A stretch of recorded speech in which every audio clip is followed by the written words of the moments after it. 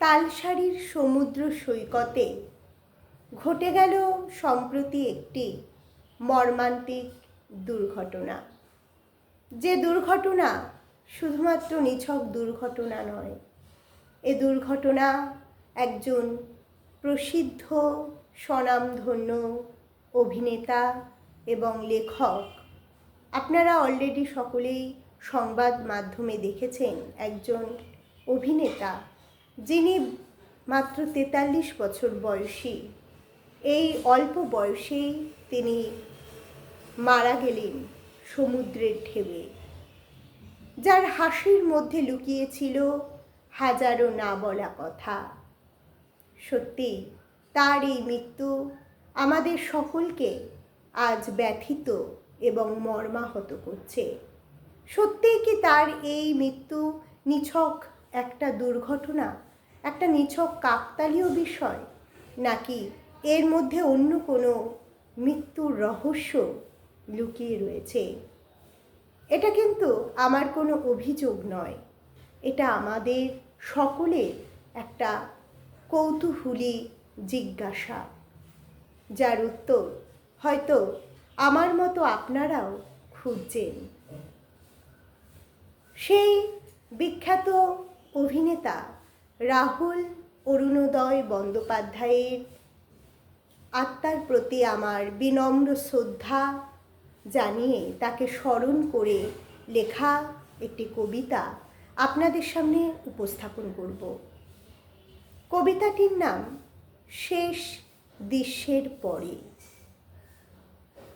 Camera থেমে গেছে অনেকক্ষণ, কাট বলার আগে জীবনের দৃশ্যটাও হঠাৎ শেষ হয়ে গেল। যেখানে অভিনয় ছিল সেখানে সত্যি ঢুকে পড়ল, আর সেই সত্যি ছিল নির্মম নির্দয় মৃত্যু।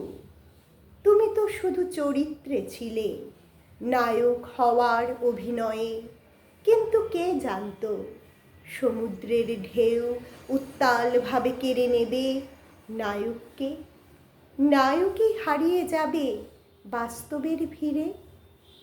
ডিরেক্টরের চোখে ছিল দৃশ্য, প্রডিউসারের চোখে লাভ, কিন্তু কেউ কি দেখেছিল তোমার জীবনের মূল্যটা? একটা শট, একটা ঝুঁকি, একটা ভুল হিসেব, আর শেষ হয়ে গেল একটা পুরো জীবনের গল্প। সমুদ্র তখন গর্জে উঠেছিল, আকাশ ছিল চুপ, শুধু একটাই প্রশ্ন বারবার ফিরে আসে, এই কি শিল্প নাকি মৃত্যু খেলা? তোমার সংলাপ আজ থেমে গেছে, তবু তোমার নীরবতা সবচেয়ে জোরে কথা বলে। আমরা শুনি, আমরা কাঁদি, তবু আবার যাই ভুলে পরের দৃশ্য শুরু হলে।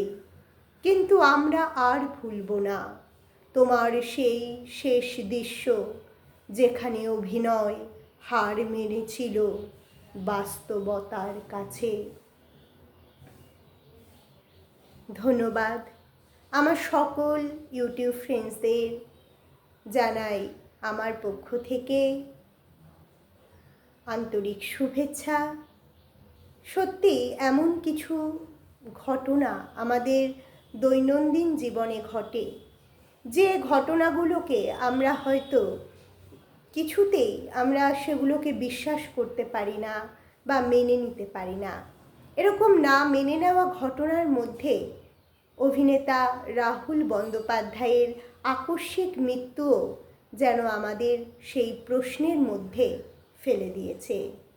তাই আমার এই কবিতা যদি আপনাদের ভালো লাগে, অবশ্যই কবিতাটি আপনারা আপনাদের প্রিয় বন্ধু বান্ধবকে শেয়ার করবেন, এবং যারা যারা অলরেডি আমার এই চ্যানেলটি সাবস্ক্রাইব করেছেন তাদেরকে আমার পক্ষ থেকে অনেক ধন্যবাদ, এবং যারা এখনও হয়তো সাবস্ক্রাইব করেননি তাদেরকে বলবো অবশ্যই আমার এই চ্যানেলটি সাবস্ক্রাইব করবেন, এবং আমার সকল বন্ধুবান্ধবকে আরও একবার আন্তরিক শুভেচ্ছা জানিয়ে আজকের অনুষ্ঠান এখানেই সমাপ্ত করলাম।